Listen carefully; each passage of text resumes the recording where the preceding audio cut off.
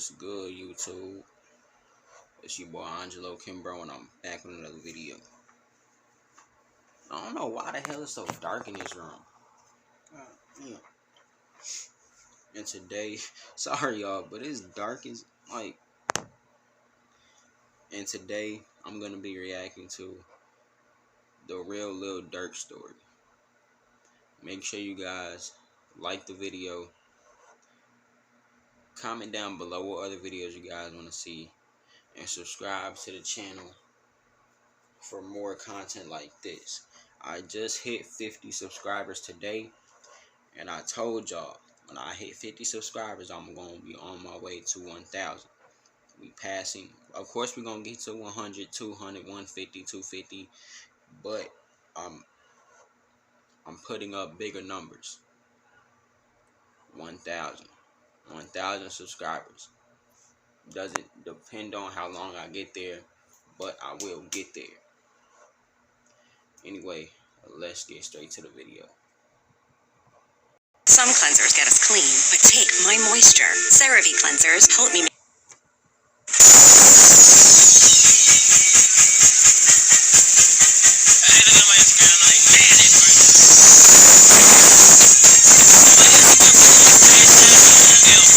Y'all trying to get me copyrighted in this mom?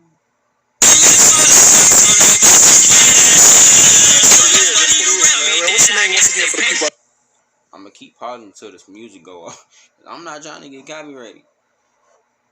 Chicago, Illinois, man. Lil Durk, Inglewood area, whole city, man.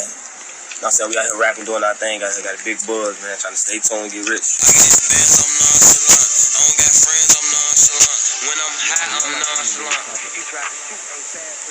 Durk Banks was born October 19, 1992. Raised in Inglewood, a neighborhood on the south side of Chicago, his father was known as Big Durk, and he was incarcerated for selling crack cocaine in the early 90s.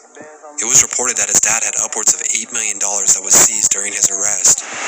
After this, Durk took on a lot of responsibility as he was considered the man in the house.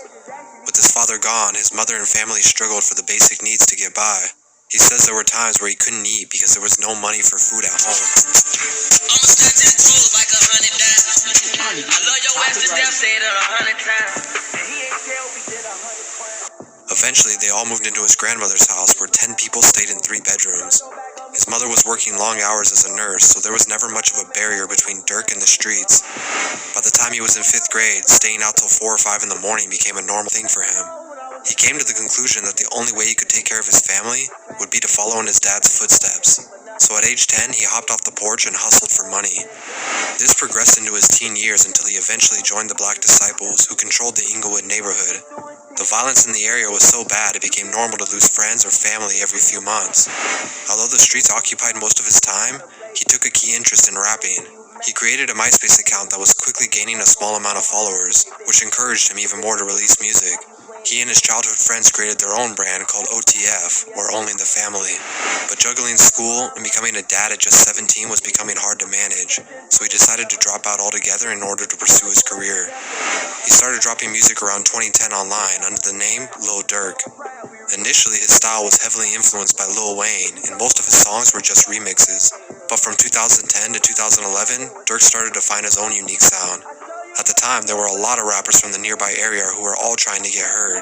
This included Chief Keef, Fredo Santana, Lil Reese, SD, Lil Durk, and more. Because they were all part of the Black Disciples and friends with each other, they formed another group called 300. Durk still had his OTF, but he was a part of the larger group 300 now. This meant they could click up and benefit from one another as all their popularity grew. Durk released a song called I'ma Hit It in March of 2011. He recalls it getting over 10,000 views. It was a small victory, but at the time, this reassured him that he was on the right path.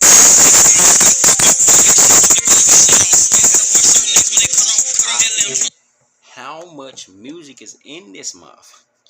Y'all trying to get me copyrighted like mug, man, damn.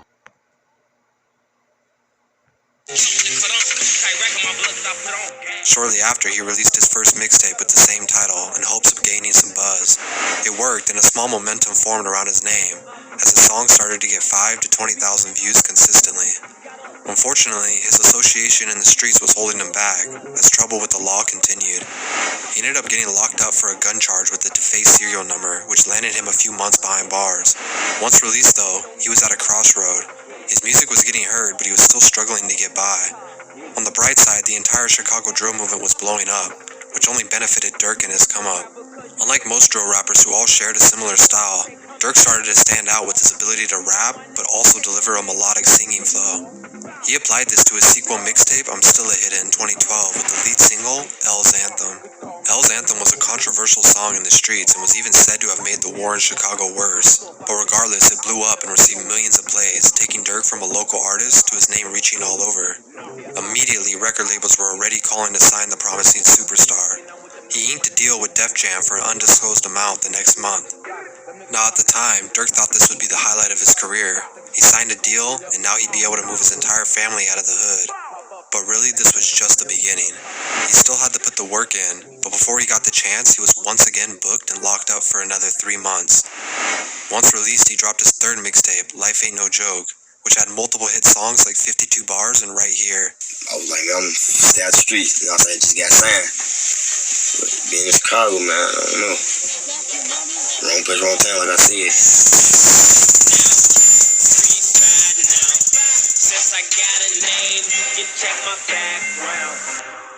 Going into 2013, Lil Durk was riding a wave of momentum, and it seemed like nothing was going to stop him. He dropped This Ain't What You Want, and just like he had hoped for, it did better than he could have imagined. The song got over 40 million views alone and skyrocketed his career. Although things were looking better than ever, trouble always had a way of interrupting things. Durk was locked up again, this time with a $100,000 bail. This event would actually begin the falling out of Durk and Chief Keef. While Durk was behind bars, he reached out to Chief Keef and asked him to help him out. But unfortunately, Keef turned his back and went shopping that same day, leaving Durk hanging. Who are you under there? I'm vengeance. But unfortunately, Is that when Chief Keef made Don't Like?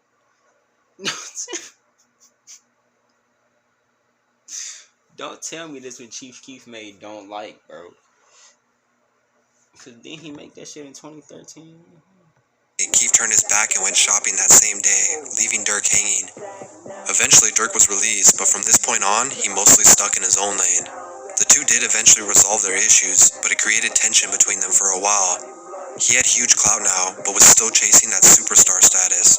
Despite dealing with legal issues, Durk always stayed consistent, dropping mixtapes every 6 months or so. Sign to the Streets 1 and 2 were both very successful drops, and he was even then featured on the 2014 XXL freshman list. But it's really what happened after this that made his entire career.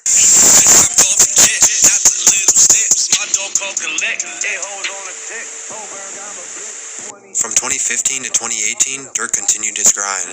His debut album, Remember My Name, was released and sold 24,000 copies its first week. These were pretty decent numbers for his first album, considering he was still trying to break completely out into the mainstream. Although he had signed a deal and was consistently a name being brought up, it seemed like his career was starting to go stagnant. Some critics stated this was as far as his talents would take him, and this would be his peak. At the time, there was some truth to this. In 2016, he dropped his second album, Lil Durk 2 Times, only selling 12,000 copies its first week. His albums and mixtapes were not selling the kind of numbers the label felt like they should have been. He had yet to make another song that had surpassed his 2013 This Ain't What You Want. He ended up leaving Def Jam and signing a new deal with Alamo and Interscope. Alright, man, yo, Durk, introduce this guy right here. I don't know who he is. King Von, you know what I'm saying, one of the hottest, the hottest in Chicago. Yes? You know what I'm saying, going crazy. Okay. And OTF. He's OTF? For sure.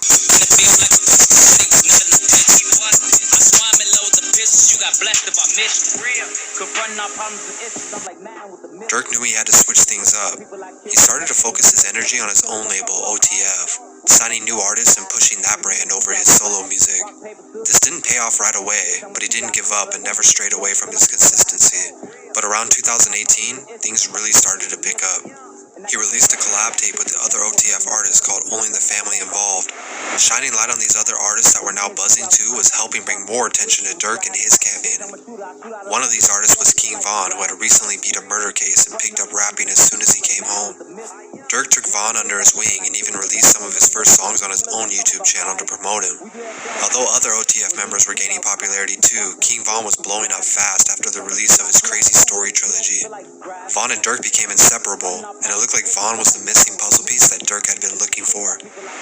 As OTF started to become more recognized as a label, Durk's career seemed to benefit from this in a massive way. A whole new generation of listeners were now tuning into Durk that weren't before.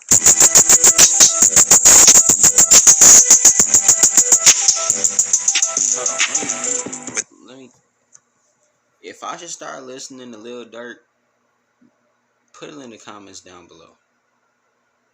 If I should start listening to Lil Durk, put it in the comments down below.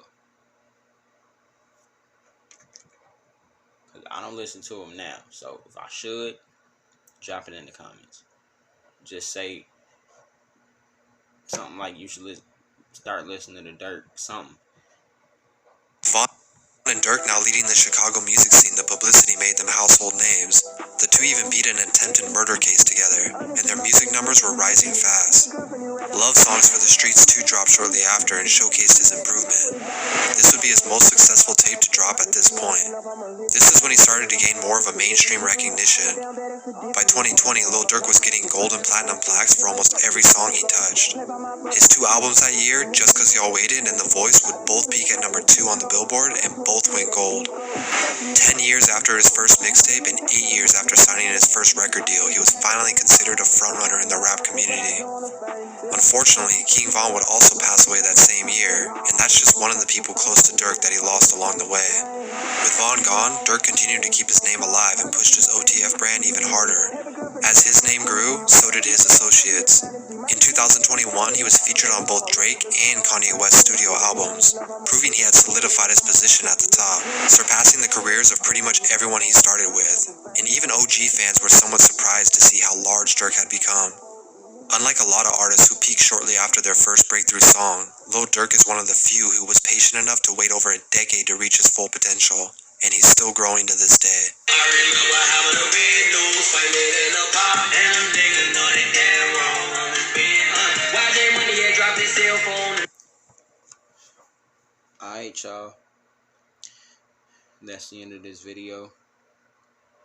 I got 2 videos dropping for y'all. It's 11:40. So tomorrow, one at 12:30 or 12, and then this one I'm gonna drop at 5 or 5:30. I'm gonna premiere them too, so make sure y'all watch the premiere.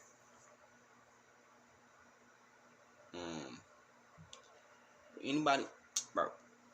I don't even know why I'm saying that, because y'all won't know until I upload it. But make sure y'all have on y'all post notifications and subscribe to the channel. We on the road to 1,000 subscribers. Hit the I seen something.